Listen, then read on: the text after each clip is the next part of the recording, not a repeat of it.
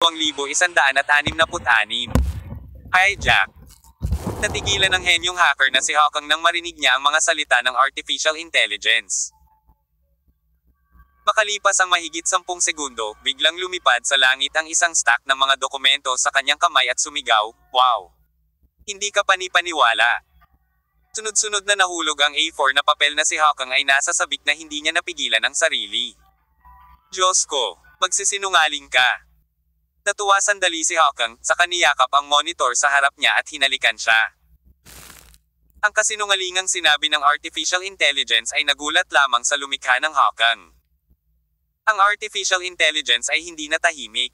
Mukhang hindi masyadong mataas ang IQ nito, kung hindi ay nakakadiri ang laway ni Hawkang.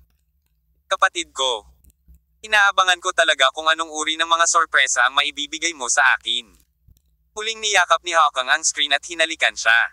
Akala ng mga hindi nakakaalam ay masyadong single ang lalaking ay. 2. Sa mahabang panahon, itinuring ko ang maliit na pelikula sa monitor bilang isang magkasintahan. Galit na itinuro ni Rhoda si Nightingale. "Mamamatay pa rin si Apollo, kaya huwag kang magpaswerte. Kapag napatay ko ang mga lalaking ito, babalik ako sa iyo. Mag-iingat kayo sa kanilang dalawa. Ano man ang mangyari. Hindi ka maaaring umalis sa iyong post nang walang pahintulot." Si Rhoda ay nagpakawala na mahinang dagandong, kumuha ng baril, at nagmamadaling lumabas. Kakalabas lang niya ng pinto nang lumipad sa ere ang isang hilera ng ligaw na bala, halos panasan ang kanyang noo, at tumama sa dingding sa likuran niya. Sa pagkakataong ito, pawis na pawis si Rhoda. At nang muli siyang tumangala, nalaman niyang nasusunog na ang buong base. Tinala ni Surui ang Temple of the Sun at nagsasagawa ng matinding fire coverage sa kampo ni Rhoda. Siyempre, hindi siya nag-aalala na ang gayong pag-atake ay makakasakit ng Nightingale at Fan Haiju. Dahil ang lahat ng putok ng artilleria ay nakatuon sa kwartel at mga kuta, na pinasabog ang mga tauhan ni Rhoda. Isang grupo ng mga bastard. Pinaikit ni Surui ang kanyang mga mata, nagdala ng single soldier rocket launcher, at nagpaputok ng isa pang rocket. Ang sumunod na segundo, isang pader na puno ng mga butas ng pamamaril ay sumambulat, at ang binomba ng mga lalaki sa likod ni Rhoda ay bumaligtad. Itinapon ni Surui ang bazooka, at pagkatapos ay sinabi, "Tisingilan." Sa pare-parehong pananaw ni Surui. Kung gusto ng kaaway na harapin siya sa itaas, walang problema, ngunit kailangan niyang agawin ang kanyang panig dumating ang mga tao upang bantayin siya. Ito ay isang bagay na hindi kinaya ni Surui. At ngayon, nang isigaw niya ang salitang, "Singil," ang lahat sa nakalipas na 2 araw ay dapat naganap na wakasan. Fuck them. Si Xiao Ziyang ay nagmamadaling lumabas na may dalang 2 submachine gun.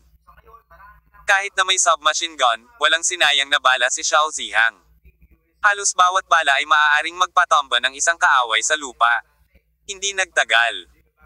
Nawala ang mga bala mula sa 2 baril, at agad na sinimula ni Xiao Ziyang ang hand-to-hand combat. Siyempre, mga hamak talaga ang mga nasasakupan ni Rhoda, at hindi naman niya mga general. Ang iba pang miyembro ng Sun Temple ay pareho, sumusunod sa likod ni Surui at mabilis na sumulong. Ayon sa sentido komon, hindi nila kailangang kumuha ng mga ganitong panganib. Ang paggamit ng long-range firepower upang takpan ang base para sa ilang round ng firepower ay sapat na upang sirain ang fighting spirit ng kolob. Ngunit ngayon, nasa kamay ng kaaway ang Nightingale, at ang babaeng iyon ay mabuting kaibigan ng amo. Kung magpapatuloy ng ganito ang laban, malaki ang posibilidad na malagay sa panganib ang buhay ni Nightingale. Sa kasong ito, handa silang samahan si Surui na magkabaliw. Nanguna si Surui, at kung saan man mapunta ang mga tinak sa kanyang kamay, halos walang kalaban. Ang bawat pag-atake ay maaaring tumama sa vitals ng kalaban, at bawat pag-atake ay maaaring kumitil ng buhay. Lahat ng tao dito ay kasabwat ng mga nagbebenta ng droga. Hinding-hindi sila pababayaan ni Surui, namumula na ang mata niya. Iniisip ang tungkol sa mga isinakripisyong opisyal ng Narcotics Police. At ang Nightingale na dinukot at hindi alam ang kanyang buhay o kamatayan, ang mga mata ni Surui ay nagpakita ng makapal na kulay ng dugo. Sa ganoong sitwasyon, walang makakapidyaw sa figure ni Surui. Muntik na siyang magpakawala ng ipoypo. Saan man siya dumaan, halos may mga kaaway na nakahandusay. Nang makita ang eksenang ito, nabaliw si Rhoda at sumigaw. Mabibigat na machine gun, mabilis na bumuo ng firepower network na may mabibigat na machine gun, at gawing pugad ng trompeta si Apollo para sa akin. Bago siya natapos sa pagsasalita, maraming mabibigat na machine gun ang nagkaugnay at nagpaputok, at ang mga linya ng apoy ay hinabi sa malalaking lambat na sumasakop sa Tsurui. Sa ilalim ng pag-atake ng mabibigat na machine gun, marami sa mga nasasakupan ni Rhoda ang napunit ng mga bala. Ngunit ang baliw na si Rhoda ay walang intensyon na aksidenteng saktan ang kanyang sariling mga tao. Ang layunin niya ay ganap na patayin si Dai Apollo. Hindi akalain ni Rhoda na napakalakas ni Apollo. Paano siya dumating? Paano siya dumating? Di makapaniwalang sigaw ni Rhoda. Kakatawag lang niya kay Kapitan Romidona na nanumpa na ang templo ng araw ay malapit ng mapaligiran at mapupuksa ng mga ito, ngunit ano ang sitwasyon ngayon? Parang umutot ang sumpa ni Romidona. Ganap na nagalit si Loda. At walang makasagot sa kanyang tanong. Nakita ng taong ito na ang fire network na nabuo ng mabibigat na machine gun ay bahagyang humadlang sa pagsingil ni Tsurui. Kaya tumalikod siya at naglakad pabalik. Kwarto. Lumiwanag ang mga mata ni Nightingale. Pumagsak ang galit ni Rhoda sa mga mata ni Nightingale na nagpaunawa sa huli ng lahat. Walang mood tulad ng sandaling ito ng kaligtasan. Nang akala niya ay mahuhulog na siya sa walang hangganang kadiliman, si Tsurui ay lumitaw na parang inapo mula sa langit. Ang lahat ng ito ay ang pinakamahusay na kaayusan. Sa wakas ay natanto ng Nightingale kung bakit si Tsurui ay naging Diyos ng madilim na mundo sa kanluran. Ang kakayahang bumaba mula sa langit sa pinakakritikal na sandali ay parang isang Diyos na umababa mula sa lupa. Nakita ni Rhoda ang liwanag sa mga mata ni Nightingale, nagpakawala siya ng mahinang ungol, at pagkatapos ay sinuntok ng malakas ang tiyan ni Nightingale. Naramdaman na lang ng huli na parang nabaligtad na ilog ang kanyang tiyan. Gayunpaman, ang Nightingale ay nakagapos na ngayon ng 5 bulaklak, at hindi man lang siya maaaring yumuko ng katutubo. Sa sobrang galit ni Luoda ay sinampal niya ng malakas ang Nightingale gamit ang kanyang backhand. Agad na natatakpan ng pulang palad ang magandang mukha ng huli. Gayunpaman, hindi gaanong nagalit si Nightingale dahil dito, dahil kung mas naiinis si Rhoda, mas lalo siyang napanggigipit ni Tsurui. Kaya natawa talaga siya. Tumawa ka, papatawanan kita. Ililibing kita dito kasama si Apollo. Si Rhoda ay labis na pinasigla ng ngiti ni Nightingale, at galit na hinawakan ang kwelyo ni Nightingale. Sinasabi ko sa iyo, kahit na mamatay ako, ikaw at si Apollo ay pupunta sa impyerno kasama ko. Inilabas niya ang kanyang punyal at idiniin sa leeg ni Nightingale. Ang matalim na punyal ay nakaimbed sa puting nyebe na balat ni Nightingale, at isang bakas ng pulang-pula na dugo ang damaloy sa gilid ng punyal. Malinaw na naramdaman ni Nightingale ang sakit, ngunit hindi man lang niya kinusat ang kanyang mga mata, at mayroon pa rin siyang mapanuksong ngiti sa kanyang mukha. Damn it! Hindi ka naniniwalang mapapatay kita. Mabangis na sabi ni Rhoda. Pinatay mo ako, walang problema, hindi ka pa rin papakawala ni Apollo. Mas malala pa ang ngiti sa gilid ng bibig ni Nightingale. Wala pa akong nakitang makakataka sa kanyang mga kamay. Siguradong ipaghihiganti ako ni Apollo. Nang sabihin ito ng Nightingale, malinaw na nakaramdam siya ng pagmamalaki sa kanyang puso. Ipaghihiganti siya ni Tsurui.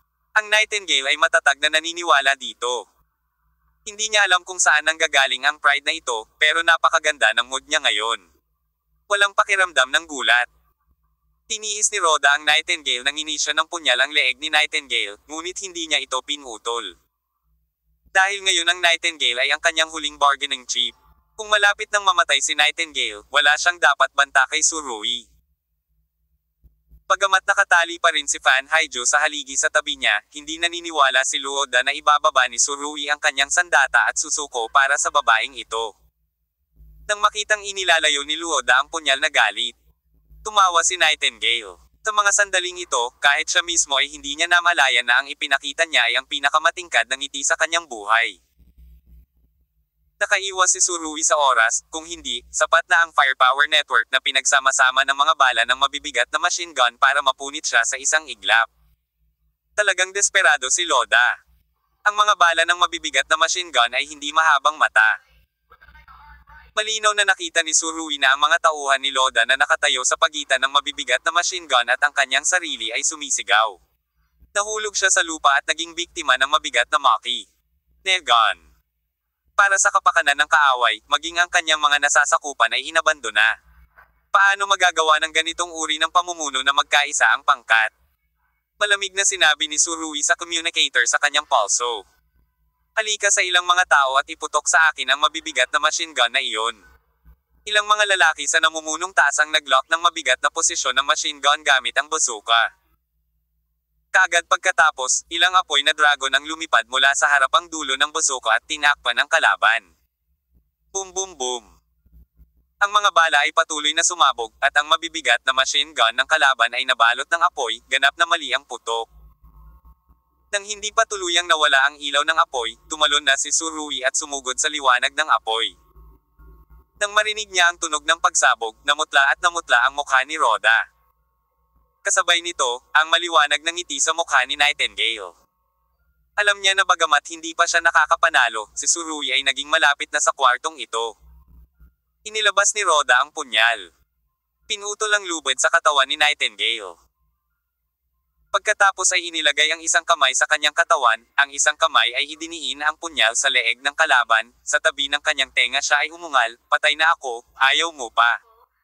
Para mabuhay, kailangan kong hilahin ang likod ko kapag namamatay na ako. Ang Nightingale ay hindi nataranta. Kung makakaligtas ba ako o hindi ay isang katanungan pa rin, ngunit ako ang tiyak ay hindi ka makakaligtas. Matapos makalapit kay Surui, tila naging mas mabangis ang Nightingale, at sa simpleng pangungusap, halos samuka ng dugo si Luo Dahi sa lugar. Malamig ding sinabi ni Fan Haiju. Loda, lalaki ka pa ba? Upang mabuhay, maaari kang mangkidnap ng mga babae, na sapat na upang bigyan ng mukha ang mga drug lord sa Golden Triangle. Tumahimik ka, daming babae. Tinuntok ng malakas ni Luoda ang tiyan ni Fan Haiju, napasigaw ang huli, at nakasimangot ng malalim. Loda, sumigaw si Fan Haiju habang tinitiis ang sakit, bitawan mo si Nightingale, at gagawin ko siyang hostage. Kabanata 2167. Ang iyong Panginoon ay nagpakita. Hostage ko siya.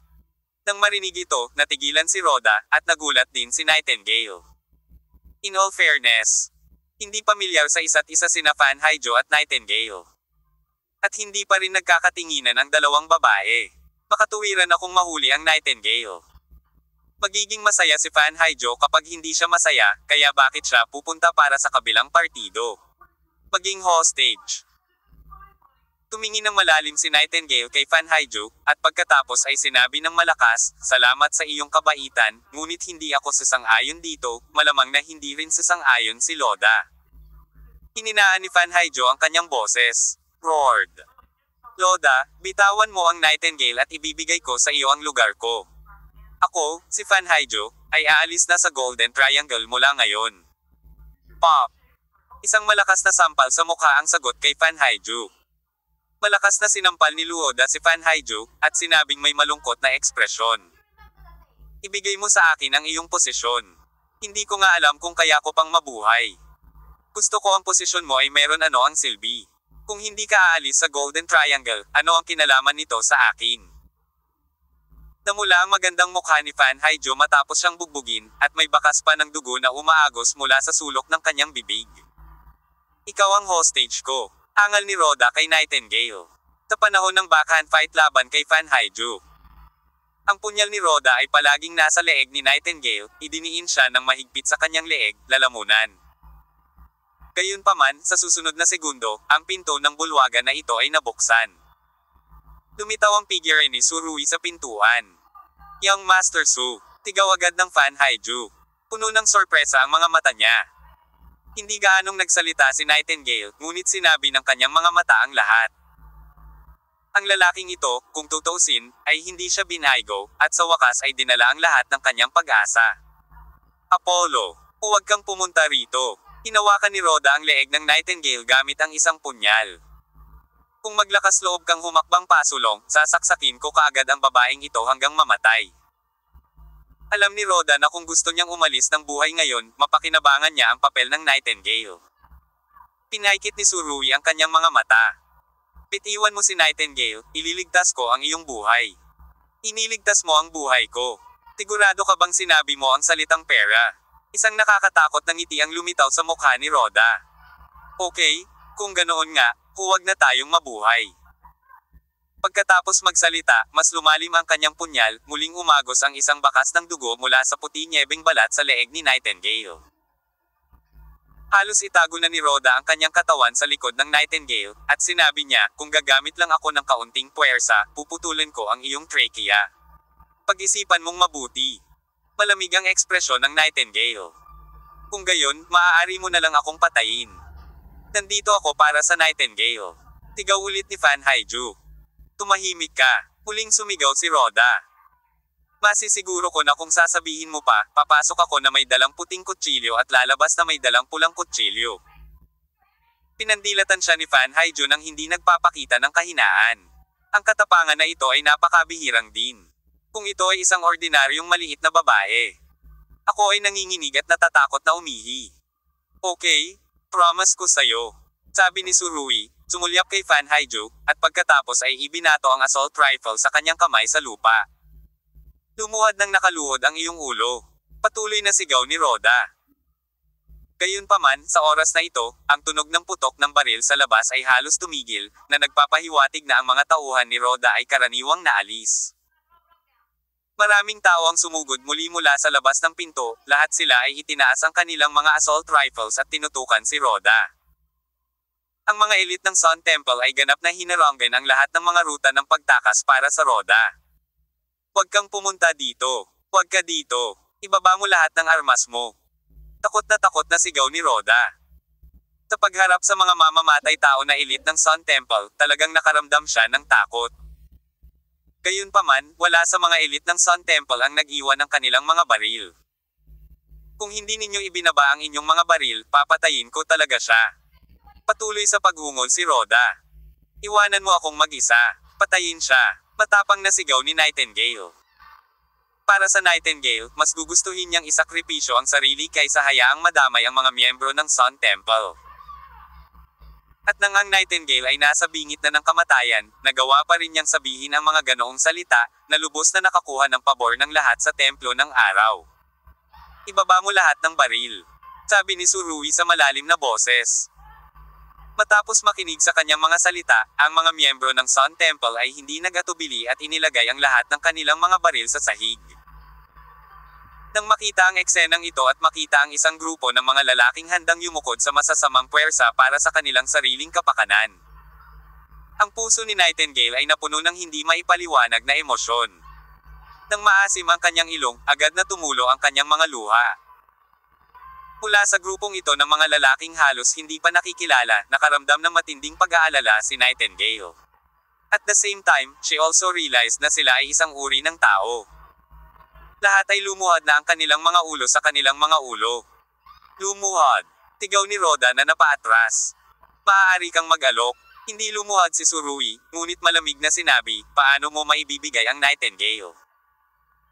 Tila alam niya kung paano hahayaan si Surui hindi makatutuhanang magpakamatay si Rui sa harap niya, kaya't sinabi ni Rhoda sa mahinang boses. Pabayaan mong umalis ang lahat ng iyong mga tao, ayusin mo ang sasakyan para sa akin, at kapag ligtas na.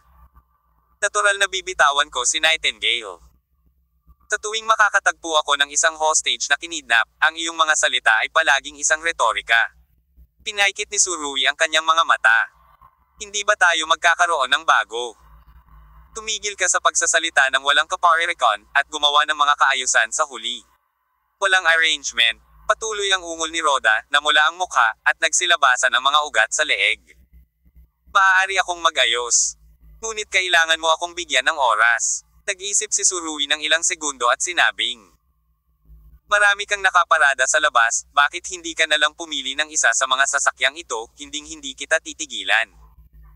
Paano kita pagkakatiwalaan? Mariing sumimangot si Rhoda. Wala akong kahit na armas sa aking kamay. Paano ko ito magagawa? Bahagyang kumunat ang noo ni Surui at sinabing, hanggat masisiguro mo ang kaligtasan ng Nightingale, lahat ng nasa Temple of the Sun ay hindi babarilan. Pulang dugo ang mga mata ni Rhoda, at para siyang nakulong na hayop, na handang gawin ang kanyang huling pakikibaka. Ngayon, ang labanan sa labas ay halos ganap na tumigil, at para sa kanya, ang tanging bargaining chip na natitira ay Nightingale. Bitawan mo siya, sasamahan kita. Sabi ulit ni Fan Haiju.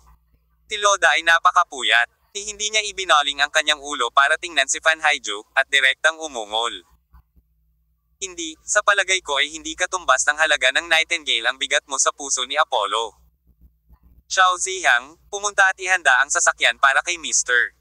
Loda. Tinitigan ni Surui si Loda. Habang nagsasalita siya, nagkusa siyang humakbang sa gilid na nagbibigay daan sa labas.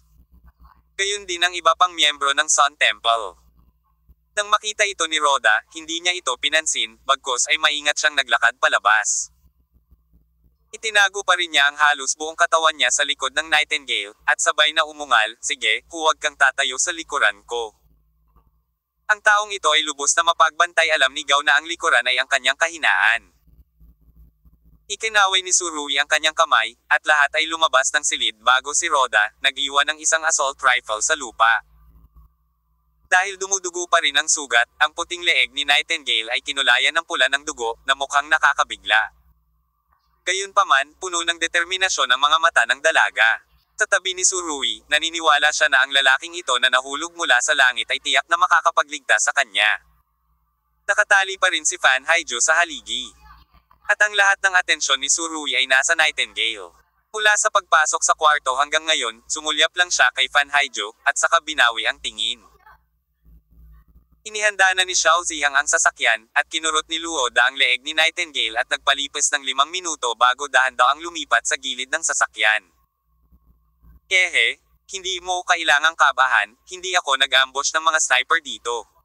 2 beses nang umisi si Surui. Pilasan mo at pagbuksan mo ako ng pinto. Sabi ulit ni Roda. Sa totoo lang, kung pipiliin ni Roda na buksan ang pinto ng mag-isa, ang Surui ay maiiwan na may malalaking kapintasan, na isa ring pinakamagandang pagkakataon para kay Surui na gawin ito.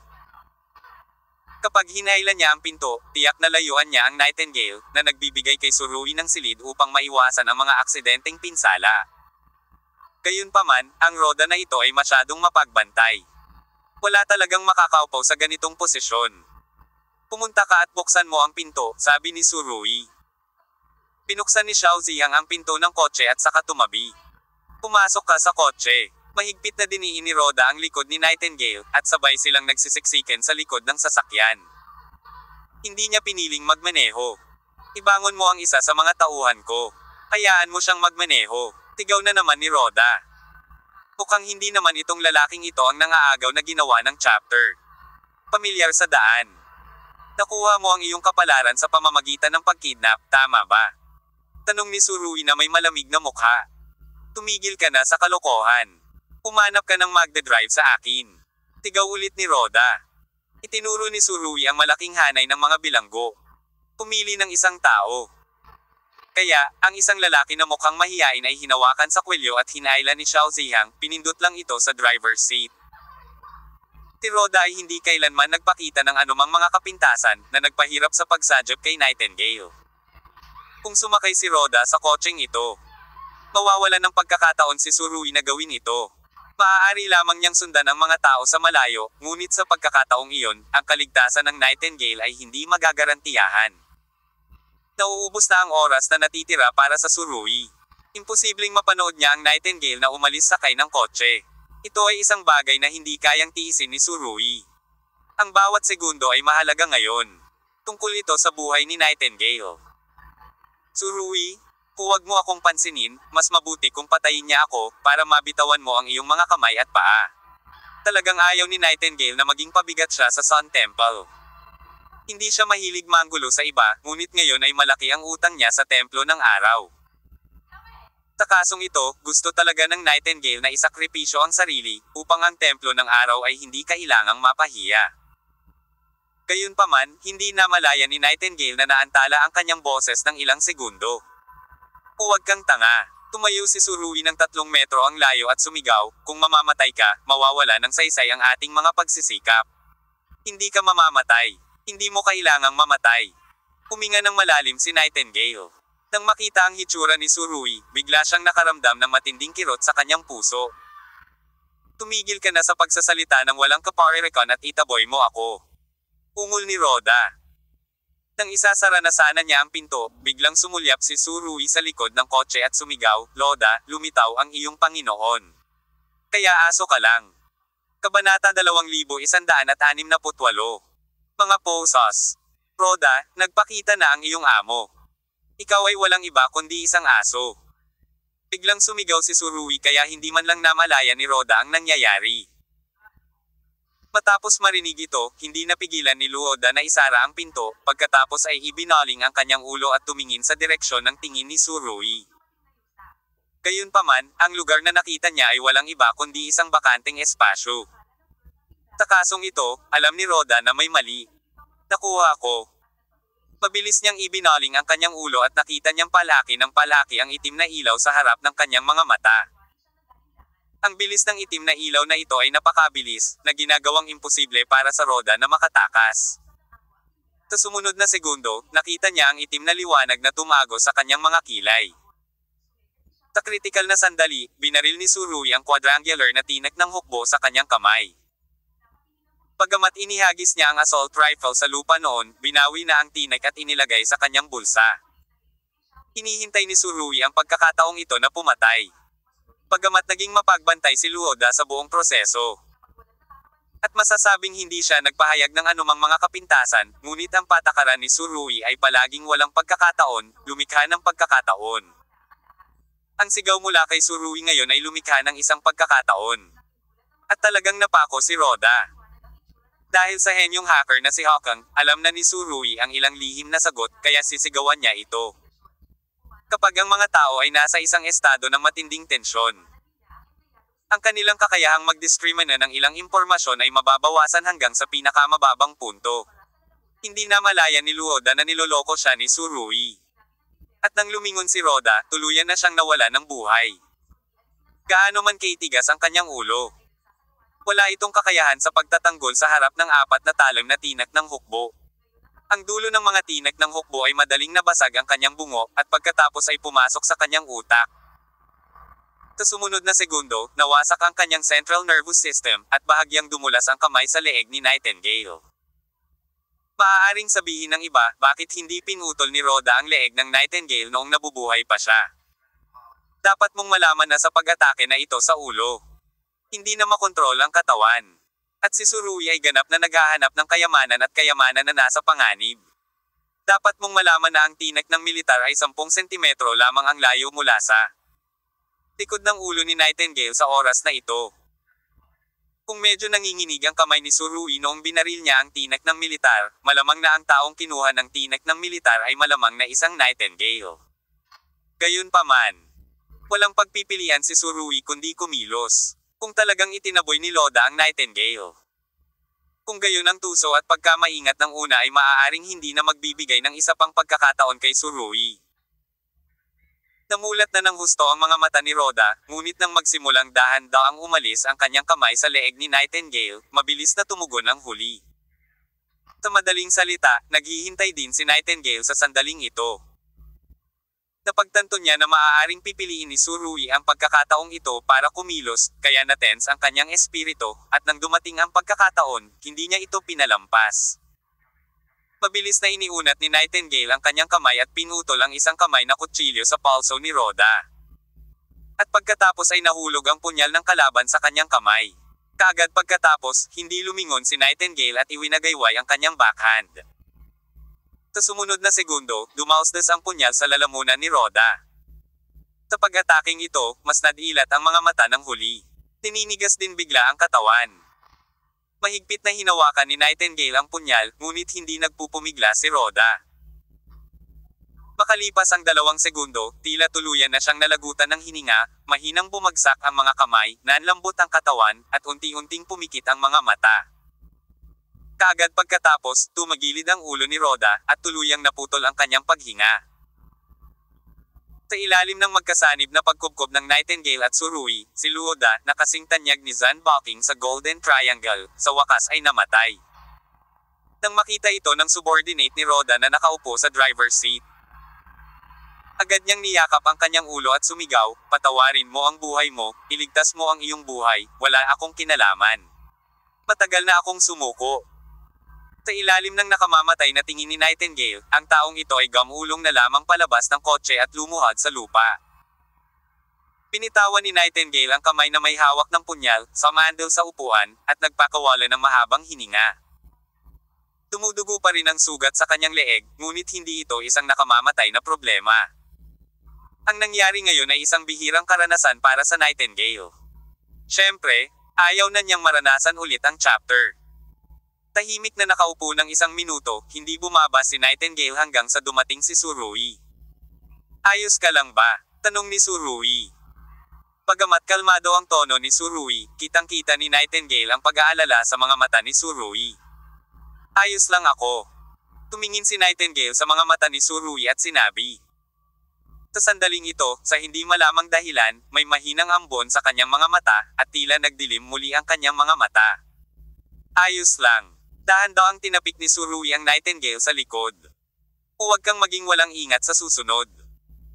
Ang walang ingat ni Surui ay tumutukoy sa katotohanan na ang Nightingale ay pinalabas sa base. Oo, bahagyang tumanggo si Nightingale. Tinanggap niya ang payo ni Surui sa kanyang puso. Kung ang isang ordinaryong babae ay nakatagpo ng ganoong bagay, matagal na siyang umimik. Lumapit siya kay Surui at umiyak, ngunit ang Nightingale ay hindi, at hindi niya kailangan ng aliw. At ang babala ni Surui ngayon ay madaling maunawaan bilang sisi. Nailigtas ka lang mula sa mga tulisan. At hindi ka nasabi ng isang salita ng aliw, dumating ka lamang upang sisihin ang iba. Hindi ba masyadong malayo iyon? Siyempre hindi iniisip ni Nightingale. Alam niya kung ano ang Surui. Para sa gayong tao. Kahit na ang kabilang partido ang sisihin. Ito rin ay isang kasalanan ng pag-aalala kung ang mga kababaihan sa buong mundo ay mag-isip sa ganitong paraan, gaano pa kaya ang mga hindi pagkakaunawaan sa pamilya. Inilabas ni Surui ang tinek ng militar, bumuhos ang pula at puting mga bagay mula sa sugat ni Rhoda. Ang Rhoda na ito ay maaaring naging masaya sandali sa Golden Triangle. Ngunit ang taong ito ay masyadong ambisyoso, at mas pinili niyang pukawin si Surui sa pamamagitan ng hindi pagkamatay, hindi mamamatay. Salamat! Tumakad si Nightingale sa harap ng mga elite ng Sun Temple at bahagyang tumango bilang pasasalamat. Hindi siya magaling sa mga salita, ngunit ang mga simpleng salitang ito ay naipahayag na ang lahat ng kanyang damdamin. Umiti ang mga mandirigma ng Sun Temple at binigyan ng thumbs up si Nightingale. Ang pagganap ng Nightingale ay talagang karapat-dapat sa kanilang mga thumbs up. Kahit na sa paghusga mula sa sandaling hinawakan niya ang punyal ni Rhoda at ipinasok ito sa lalamunan ng kalaban, wala sa mga elite ng Sun Temple ang nagtitiwala na kaya nilang talunin ang Nightingale. Sa oras na ito, lahat sila ay may ilang mga pagdududa sa kanilang mga puso saan natagpuan ng mga matatanda ang isang napakalakas na batang babae. Isa pa, ito ay sapat na. Ngunit siya ay napakaganda pa rin at may napakagandang figure. Dapat sabihin na sa kanilang mga mata.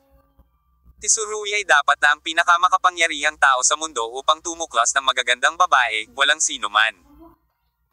Sa puso ni Xiao Ziyang, nagsimula na siyang automatikong gumawa ng chismis na relasyon ni Surui at Nightingale. Si Fan Haijo ay nakatali pa rin sa isang poste. Sabi ni Nightingale. Tumango si Surui at personal na naglakad pabalik sa hall. Okay lang ba ang Nightingale?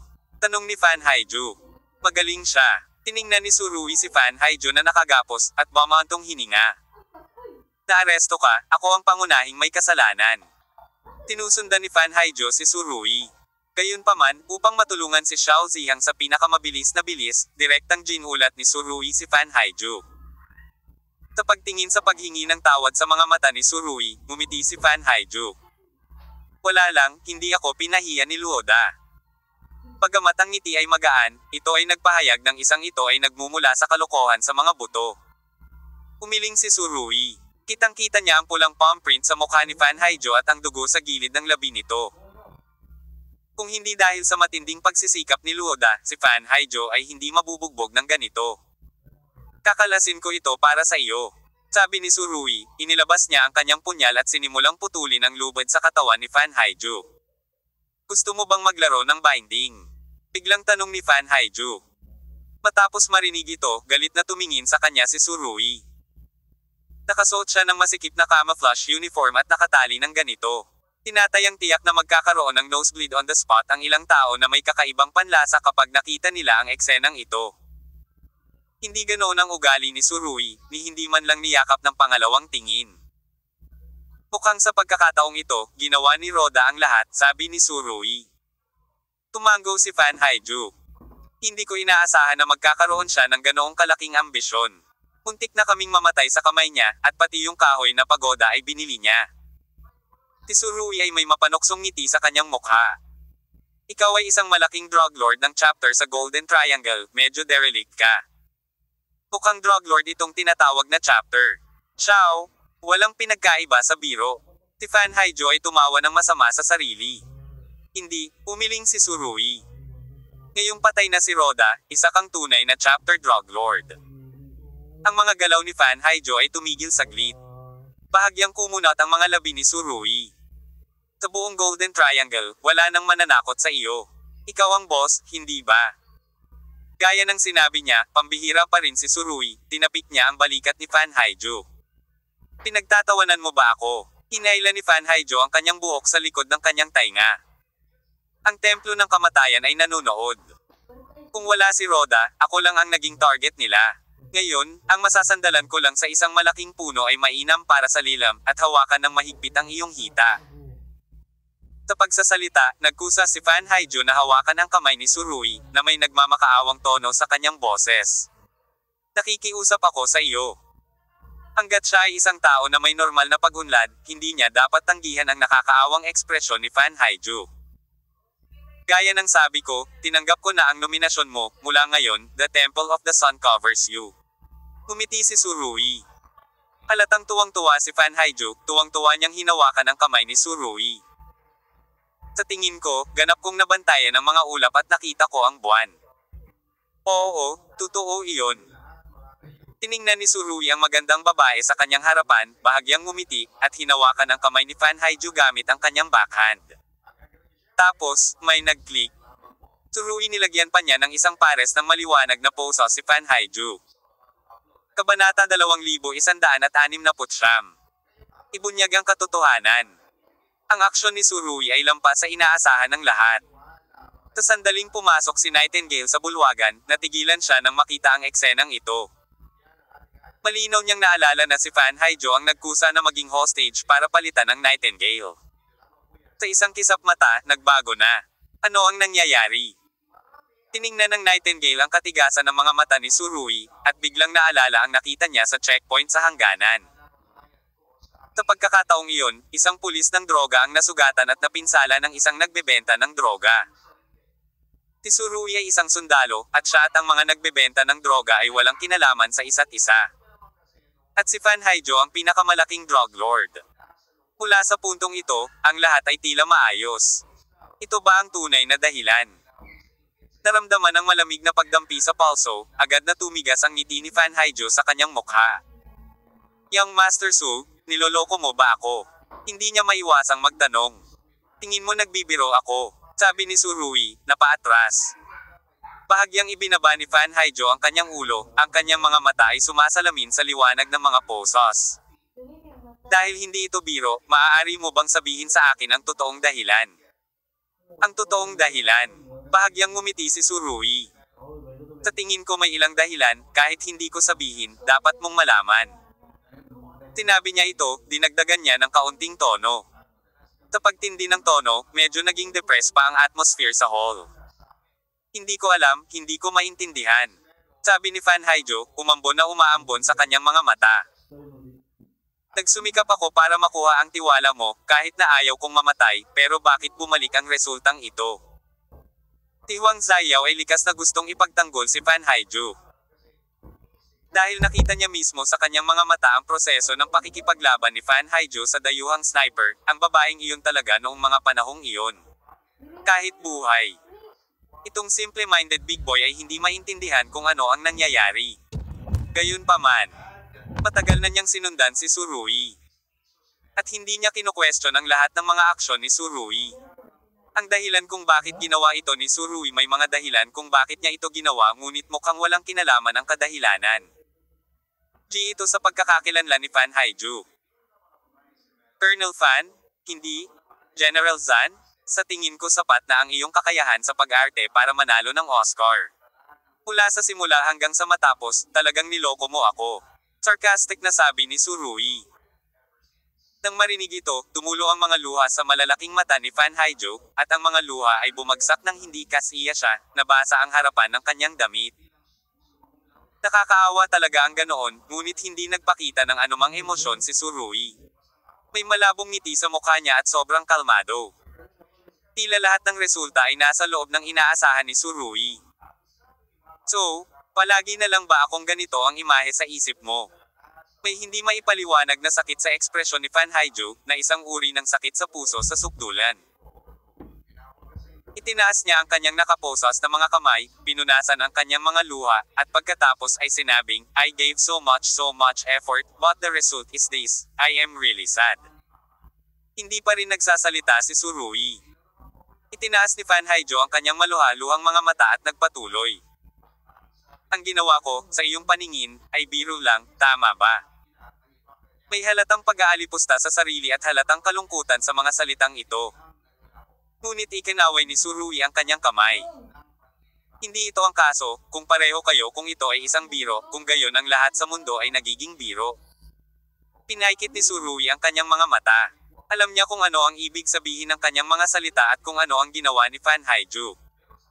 Hindi may kakaila na halos naniwala talaga ako sa iyo. Napaka-perpekto at masyadong makatotohanan ang iyong pag-arte. Kung hindi dahil sa ilan sa mga detalye na medyo contra-intuitive. Natatakot akong pinaglalaroan mo pa rin ako. Sa pagsasalita tungkol dito, huminto sandali si Surui, at isang malakas na kinang ang biglang lumitaw sa kanyang mga mata. Siyempre, may isa pang posibilidad, iyon ay. Napabuntong hininga ang lahat sa hall, tahimik na naghihintay sa susunod na sasabihin ni Surui. Siguro, patay na ako, hindi ba? Sa sandaling sinabi ito ni Surui, naramdaman ng lahat na ang hangin sa bulwagan ay tila napakakapal para makahinga, ang kapaligiran ay puno ng mabigat na pakiramdam. Sinabi ni Surui na maaaring siya ay namatay. Agad na naramdaman ni Fan Haijo ang isang dosenang matalim na tingin sa kanyang katawan. Ngunit matapang pa rin niyang itinaas ang kanyang ulo. Young Master Su, hindi mo masasabi ito ng ganito. Hindi mo magagawa dahil ikaw si Apollo. Ang Diyos ng araw, madali mong bigyan ang iba ng malaking sombrero. Ang sinabi mo ang lahat ng aking mga salita ay naiisip mo. Ako, si Fan Haijo, ay hindi magtataglay ng mga itim na palayok na ito. At saka, sinabi mo na nag-iinarte ako, kaya nasaan ang ebidensya? Sinabi ni Fan Haijo habang umiiyak. Dapat mong malaman na ako ay taos puso mula sa simula hanggang sa katapusan, at lahat ng aking mga aksyon ay maaaring patunayan ito. Ang kanyang malaki, mahaba, kaakit-akit na mga mata ay namumula na at namamagana dahil sa pag-iyak. Sa kabutihang palad. Lahat ng mga elite ng Sun Temple sa bulwagan na ito ay tapat kay Surui. Kung ang eksenang ito ay makikita ng mga tagalabas. Ang mga lalaking iyon ay lubos na mabibighani sa alindog ni Fan Haijo. Desperado ang babaeng ito at si Surui. Oo, tama ka. Tumanggo si Surui. Tunay nga. Lahat ng kilos mo ay tapat at tapat sa akin. Nang walang kaunting kapintasan. Hindi lang ako, natatakot ako na baka isipin ng sino man sa mundo na makakakita sa iyong pagganap na ikaw ay isang mabuting tao, ay isang taong walang pagdadalawang isip tungkol sa akin. So anong gagawin mo? Biglang tumigil sa pag-iyak si Fan Haijo at matigas ang ulo. Anyway, nasa katawan mo ang bibig, masasabi mo ang gusto mo. Kung mayroon ka pang sasabihin, maaari mo ring sabihin sa isang hininga, at pagkatapos ay ipapaliwanag ko sa iyo ng dahan-dahan. Pinaikit ni Surui ang kanyang mga mata. Ipapaliwanag ko ito ng malinaw, pangungusap bawat pangungusap. Kung magbabalak ako laban sa iyo, bakit itataya ang buhay ko para labanan ang sniper na iyon? Bakit ang daming mapanganib na bagay, alam mo bang ilang beses na akong halos nakaligtas? Ginawa mo ito ng eksakto upang makuha ang aking tiwala at maghanap ng kayamanan at kayamanan na nasa panganib. Huling ipinikit ni Surui ang kanyang mga mata. Sa totoo lang, kapag nakikipaglaban ka sa puting sniper na iyon, maaari mo siyang patayin sa isang hit, ngunit hindi mo ginawa. Sa halip, ginawa mong mahina ang iyong sarili, at maging ang iyong tailbone ay nagdusa.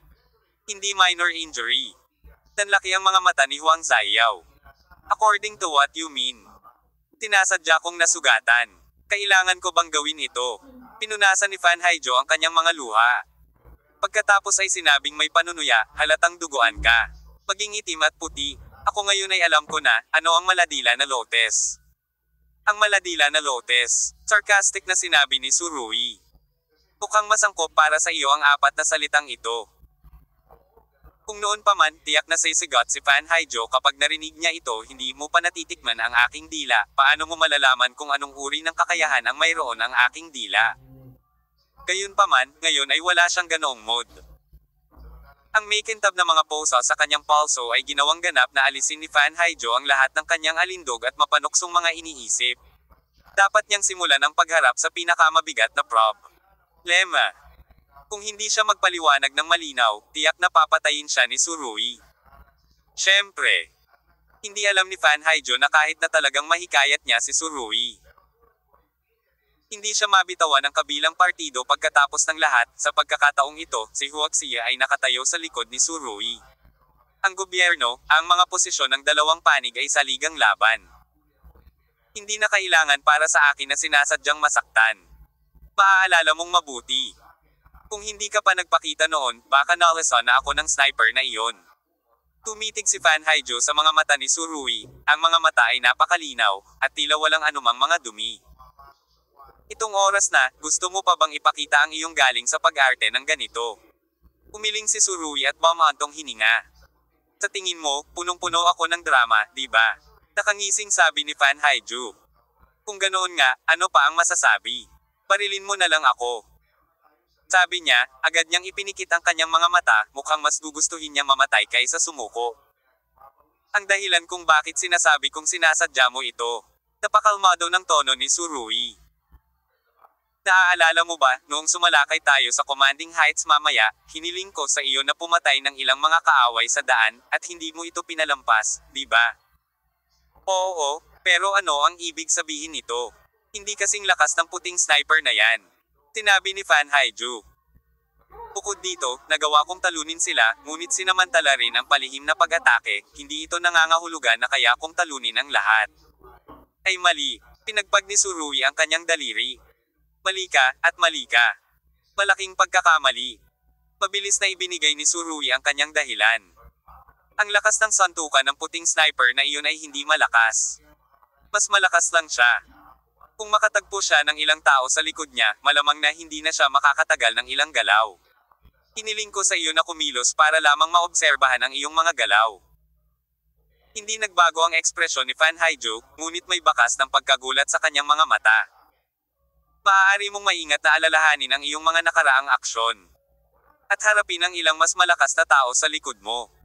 Maaari kang pumatay sa isang hit, ngunit laban sa isang mas mahinang sniper. Matagal ka nang nalilito.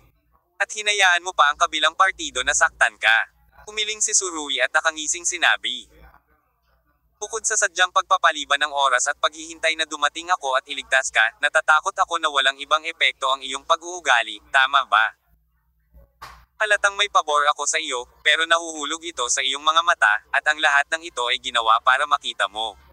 Huling iminulat ni Fan Haijo ang kanyang mga mata. Sabi mo iyan, napakalamig sa akin. Maaari kong hatulan kung sino ang mas malakas at kung sino ang mas mahina sa pamamagitan ng ilang nakagawiyang pagkilos. At walang gustong linlangan ako tungkol dito. Itinuro ni Surui ang kanyang sarili. Ako ay isang dalubhasa. Matapos masubitan si Fan Haijo ng isang sniper, nagawa niyang patayin ang mga kaaway sa isang suntok. Nasapat na upang ipakita na ang lakas ng babaeng ito ay dapat na higit sa mga kaaway na ito. At ang ganoong kalakas na babae ay halos mapatay sa kanyang lakas. Sino ang maniniwala na isang mas mahina ng sniper ang napatay? Kabanata 2170. Taos puso na puso. Ang Surui ay may malalim na pananaliksik sa mga taktikal na paggalaw. Noong kumikilos si Fan Haijo, nakamasid si Surui mula sa likuran, at lahat ng detalye ay hindi nakaligtas sa kanyang mga mata. Para sa ilang mga aksyon, kahit na sila ay sadyang disguised, sila ay mag-iiwan ng mga bakas. Ang mga bakas na ito ay hindi manlinlang kay Surui. Dalubhasa siya sa larangang ito.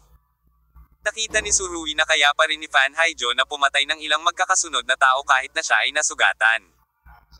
At lahat sila ay siguradong tamaan ng isang tama, tahimik. Ang ganitong uri ng lakas ay talagang maihahambing sa ilan sa mga nangungunang babaeng espesyal na puwersa. Kung hindi siya sumailalim sa matinding pagsasanay, hinding-hindi niya mararating ang kanyang kasalukuyang lakas. Medyo marami na yata ang kwento tungkol sa drug lord na ito. Ang buong katawan ay puno ng drama, at bawat segundo ay naglalabas ng mga kasanayan sa pag-arte. Tama ba ako? Naisip ni Surui ang napakahusay na pagmamarka ni Fan Haiju. At pinatibay muli ang kanyang paghuhusga ang babaeng ito ay laging gustong lumikha ng malambot at mapanlinlang na hitsura mukhang. Ngunit may isang malakas na master na sinanay sa loob ng maraming taon sa espesyal na pakikidigma. Kung hindi dahil sa pagiging maisla ni Surui at sa huling resulta batay sa maraming detalye sa eksena, natatakot ako na baka nakok siya sa husay ni Fan Haiju sa pag-arte. Nasa iyo ang lahat, sabihin mo kung ano ang gusto mo. Humisi si Fan Haiju. Kahit lunurin mo ako ng maruming tubig, hindi ko kayang labanan, di ba? Sa ganitong panahon, gusto mo pa bang maging mahina? Lumakad si Surui sa harap ni Fan Haiju at hinawakan ang kwelyo ng kabilang partido. Isa ka ring malaking drug lord sa kabanata ng Golden Triangle. Pwede bang magmukha kang bayani? Ang mga salita ni Surui ay walang alinlangan na nagbubunyag ng pinakadakilang katotohanan. Ang tunay na pagkakakilanlan ni Fan Haiju ay isang pangunahing drug lord sa buong Golden Triangle chapter. Posibleng lumikha ng isang virtual na karakter na si Zanbaking. At sa virtual na karakter na ito na halos nangingibabaw sa Golden Triangle, ang isip ni Fan Haiju ay sadyang nakakatakot sa sukdulan. Kung hindi mo ito pinansin at naaakit lamang sa kanyang kagandahan, magkakaroon ka ng isang napakatrahedya na wakas. Si Fan Haiju ay kumikilos kasama si Surui sa simula pa lang. Matapos malaman, agad niyang ipinagkanulo ang templo ng kamatayan at itinapon ang sarili sa mga bisig ni Surui. Paano magkakaroon ng murang bagay sa mundong ito? Character. Masyado bang nagmamadali ang desisyong ito? Habang paulit-ulit na sinasabi ni Fan Haiju na, ipinatay niya ang kanyang buhay, ngunit sa pananaw ni Surui, ang mga panganib na iyon ay hindi kailanman maaaring mangyari. Ang babaeng ito ay nagbabalak laban sa kanya sa bawat hakbang, at bawat ekspresyon ay tinutokso si Surui na tumalon sa hukay. Ang bawat ekspresyon ay lubhang makatotohanan, at ang bawat hakbang ay kinakalkula sa pinakatumpak na antas. Kung si Surui ay hindi bihasa sa mga tactical na galaw, hindi siya maghahinala. Hindi niya gagamitin ang paraan na iyon para subukan si Fan Haiju. Sa kasamaang palad, tumpak na nakalkula ni Fan Haiju mula sa simula hanggang sa wakas, ngunit sa huli, ipinakita niya ang kanyang pagkakamali sa puntong ito. Siyempre, ang tinatawag na buhay at kamatayan na sitwasyon ay mahirap kahit na magkaila. Ano man ang gawin ni Fan Haiju, magkakaroon ng sinasadyang mga bakas, at ang mga bakas na ito ay ganap na imposibleng itago sa mga mata ni Surui.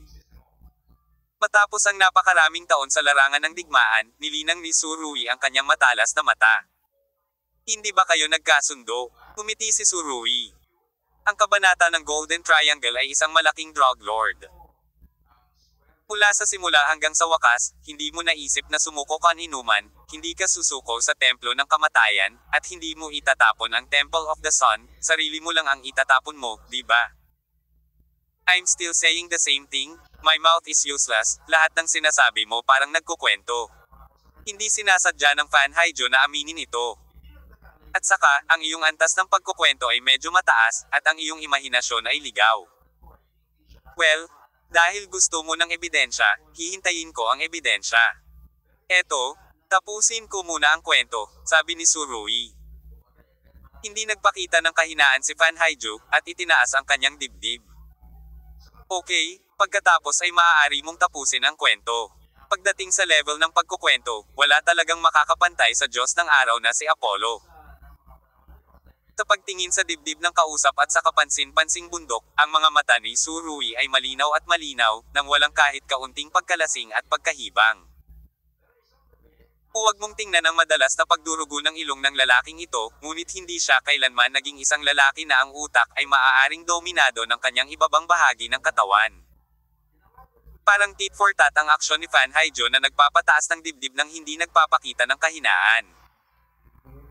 Ngunit sa totoo lang, malamang na ginagamit niya ang pagkakataong ito para gambling si Tsurui, para mahanap siya ang breakthrough point ng counterattack. Ang ganitong uri ng hakbang ay hindi isang namamatay na pakikibaka. Dapat mong malaman na si Fan Haijo ay may maraming karunungan at bawat detalye ay maaaring asikasuhin niya. Kung naririto ang ibang mga lalaki, natatakot ako na imposibleng maging kasing tigas ng Tsurui. Kung hindi pa nalabanan ni Tsurui ang tukso noon at natulog kasama si Fan Haijo. Kung gayon ang mga kahihinatnan ay magiging napakasimple, malalagasan siya ni Fan Haijo ng kanyang lalamunan habang siya ay natutulog. At pagkatapos ay magiging isang malaking chapter ang Golden Triangle chapter na ito. Ang mga drug lord ay patuloy na mangibabaw sa makasalanang lupaing ito. Kung mabait ang babaeng ito, hinding-hindi na siya makakarating sa kinatatayuan niya ngayon. Para magkaroon ng ganitong kalaking negosyo sa droga. Ilang bangkay ang kailangang tapakan para makarating sa kinalalagyan nito ngayon. Sa pag-iisip nito, walang interes si Tsurui sa walang katulad na kaakit-akit na figure ni Fan Haijo. Masyadong malalim ang pagkana ng babaeng ito at sobrang walang awa ang kanyang isip. Hindi pagmamalabos na ilarawan ito bilang isang magandang ahas. Bukod dito, ang magandang ahas na ito ay isa ring napakalaso na ahas na mamamatay kapag hinawakan mo ito. Ang templo ng kamatayan ay dumating sa Golden Triangle ng napakalakas kaya kailangan mong sumuko. Ngunit hindi ka handang tanggapin ang katotohanan ito sa iyong puso. Sinabi ni Tsurui sa malalim na boses. Kapag sinabi sa akin ng multo kung sino ako noong kasama ka, nakaisip ka kaagad ng paraan, iyon ay, gamitin ako bilang isang kalasag, hayaan ang templo ng araw at ang templo ng kamatayan. Magpatayan sa Golden Triangle, at maaari mong samantalahin ang mangingisda. Ngunit ano ang mabuting may dudulot nito sa akin? Sa oras na iyon, ang anino ay magbabalangkas laban sa iyo. At ikaw at ako ay mananatili sa silid. At bawat segundo ay maaaring mawala ang ating buhay. Wala ba akong pakialam sa buhay ko? Sa pagkakataong iyon, halata na sa pagkahilig lamang sa multo, mas malaki ang tsansa kong mabuhay. Pero bakit ikaw ang pipiliin ko? Hindi napigilan ni Fan Haijo na tumanggi. Kahit na gumawa ka ng kwento, kailangan mong sundin ang pinakapangunahing dahilan at epekto na koneksyon. Ganun ba? Bahagyang ngumiti si Tsurui. Bilang isang pangunahing drug lord ng kabanata sa Golden Triangle. Naniniwala ako na hindi ka maaaring magkaroon ng walang pagsasaliksik sa madilim na mundo ng kanluran. Dapat alam mo na ang multo ay isang walang awa na tao. Siyempre. Kahit hindi ako mabuting tao. Mas maganda ang reputasyon ko kaysa sa multo. It's much better. Kahit itago mo ang sarili mo sa anino. Hindi ka na magkakaroon ng magandang buhay sa hinaharap. Mabilis na bubuksan ng templo ng kamatayan ang kanilang mga dagwang bibig at kakainin ang lahat ng iyong puwersa. Kaya alam mo, ang pagtapon sa akin ay ang tamang pagpipilian. Ito ay walang iba kundi ang iyong haka-haka. No, it's a fact. Wala silang pasensya na maging amo mo. Kung talagang kabilang ka sa anino ng anino. Natatakot ako na hindi ka na magkakaroon ng pagkakataon na maging isang papay. Sinabi ni Tsurui, ang kanyang tono ay lumala. Bukod dito, ang pinaka-critical na premise ay hindi alam ng multo na si Fan Haijo ay Zanbaking noong panahong iyon, at si Zanbaking ay Fan Haijo. Napakalakas ng mga sinabi ni Tsurui. Namula ang mukha ni Fan Haijo. Oo. Kung walang ganoong premise na sinabi ni Tsurui, kung gayon ang Fan Haijo ay medyo maaapektuhan sa paggawa nito. Dahil ang multo ay hindi alam kung sino ka. Mayroon kang masyadong maraming puwang para sa pagmamaniobra. Kahit na ipagkanulo mo ang templo ng kamatayan. Ito ay pagkakanulo ni Zanbaking. Hindi ikaw, Colonel Fan. Umisi si Tsurui at sinabing. Isa ka lang channel leader na namamahala sa pagbebenta ng droga kahit ang pinuno ng militar. Kahit na panagutin siya ng templo ng kamatayan pagkatapos, imposibleng mahanap ka pa rin.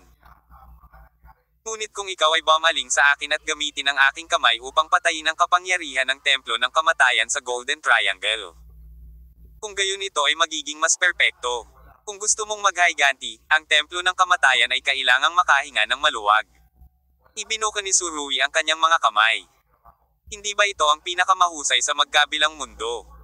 Gulat na nakinig si Nightingale. Siya ay isang tagamasid mula sa simula hanggang sa katapusan. Iniisip na ang lahat ng ito ay natural na nangyari. Ngunit siya ay nabigla sa bawat hakbang ng paraan. Kinakalkula ng Fan Haijo ang bawat hakbang hanggang sa kamatayan. Kung hindi si Surui ang naririto, talagang magtatagumpay siya. Si Fan Haijo ay tunay na isang matapang na artista na kayang gampanan ang dalawang antas ng Diyos na puwersa ng madilim na mundo sa kanyang palad. Dahil ang magagandang babae ay hindi masyadong magkakasuwato. Ang Nightingale ay palaging walang magandang damdamin para kay Fan Haijo, ngunit hindi niya akalain na ang utak ng babaeng ito ay magiging sobrang nakakatakot. At sa ilalim ng ganoong mga pangyayari, nagawa ni Surui na alisin ang mga hula mula dito, pinapanatili ang isang bombang oras na sumabog sa hindi kilalang oras sa tabi niya ng napakatagal. Kung si Nightingale. Tiyak na malayo ito sa babaeng ito hanggat maaari, ngunit laging kasama niya si Surui. Hindi ka ba nag-aalala kung kailan gagamitin ng babaeng ito ang masasamang paraan para saktan siya? Dalawang pervert. Hindi napigilan ng Nightingale na magkomento kina Surui at Fan Haijo, na siya ring puso niya. Medyo emosyonal ang Nightingale tungkol sa paghaharap ni na Fan Haijo at Surui. Hindi niya akalain na aabot sa ganoong taas ang utak niya.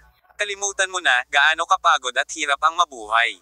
Gayunpaman, pinaliwala ng Nightingale na si Fan Haijo ay isang babae. At isang magandang babae na may magandang mukha at katawan. Kung wala lang siyang magandang utak, sa magulong Golden Triangle na ito, natatakot ako na nabawasan na siya sa iba.